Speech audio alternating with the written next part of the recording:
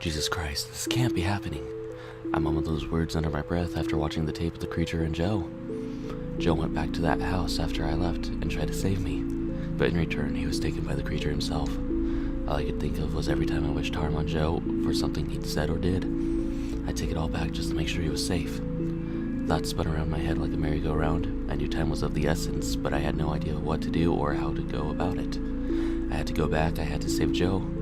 As I left my hotel room, every bad thought imaginable began to creep its way into my mind, from Joe being killed to the creature being loose outside of the house. I couldn't shake the bad feeling. When I arrived at the house, the driveway was empty. No signs of Joe's red pickup truck, as I had imagined. Rushed into the house to find the basement door ajar, which was a bad sign. I ran as fast as I could, screaming Joe's name, but I heard nothing in return. I swung the basement door open and ran down the stairs until darkness. I'm not sure what happened, but I woke in pure darkness with a gash above my right eye. The pain above my eye was throbbing, and I could feel my heartbeat in my ears and in the back of my head. I blindly stretched my hand out to feel around in the darkness, and I found what I assumed was the cement wall of the basement. Cold, harsh, rigid, the wall served as a guide through the darkness. There was no light source at all. My eyes have yet to adjust to the harsh darkness that clouded me. As I blindly continued to feel my way around, I started to hear an unfamiliar noise. They sounded like footsteps coming from above me. I gulped in fear down my throat and contemplated what to do. Hello? TJ? Anyone there? That was Joe's voice. There was a sense of salvation that I haven't felt in a long time. Joe, I'm here in the basement, I screamed. I heard the door open and a beam of light appear at the top of the stairs. I started making my way towards the light source when I met up with Joe. I thought you were dead, he said as he smirked. What the hell happened to your head? We walked up the stairs and to the dark living room. As I collapsed on the couch, the bright lights of the living room caused my headache to intensify beyond belief. Joe grabbed me a wet cloth to stop the bleeding for a bit. Are you okay, Joe? I said, looking him in the eye. Yeah, why wouldn't I be? You're the one I've been worried about. Look, I'm sorry for last night, you know, the whole leaving you behind thing. Just, that really creeped me out, you know. I sighed. How did you know I was here?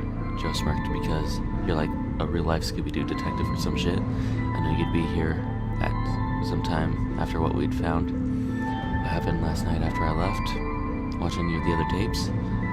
I don't know how to talk about the tape I received at the hotel, but I had to tell him what I saw. Do me a favor, alright? Go and grab the tapes and the VCR. I have something to show you.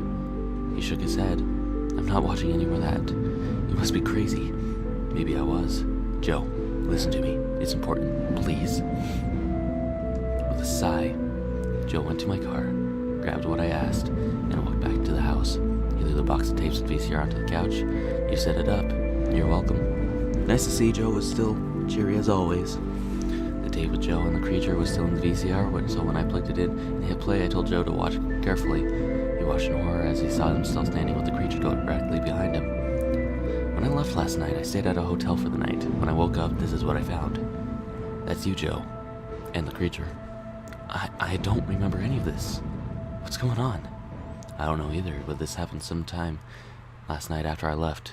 Do you remember coming back last night? What? No. When I left, I drove my ass right to Diana's, his girlfriend's, house, and never looked back. I came here because I couldn't get a hold of you and I was getting worried. I figured you'd be back here, and lo and behold, there you were in the basement with a cut above your head. Nothing seemed to make sense. Joe didn't remember coming back, but on the video, he was with the creature. Perhaps the creature followed Joe to Diane's and dragged him without him knowing? TJ, I don't remember anything after I got to Diane's. The last thing I remember was falling asleep in bed and waking up the next morning. No dreams, no nightmares, nothing. Doesn't make sense.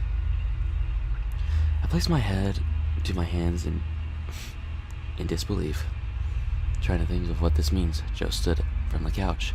Be honest with me, last night in that basement, did you see anything? You said you left to go to a hotel after I left, but I feel like you're not telling me the entire story. What did you see? Well, I went down there after you left and heard that noise. I saw the creature, Joe, and it was more disturbing than I imagined. That creature lives in the basement. I saw all the life drained from Joe as he looked at me in complete disbelief. Here's what we're gonna do. We're both going to leave, lock the door, and never turn back. Let someone else deal with this. If you're smart, you would do the same. Please, as your brother, I am begging you. Leave. Go back home.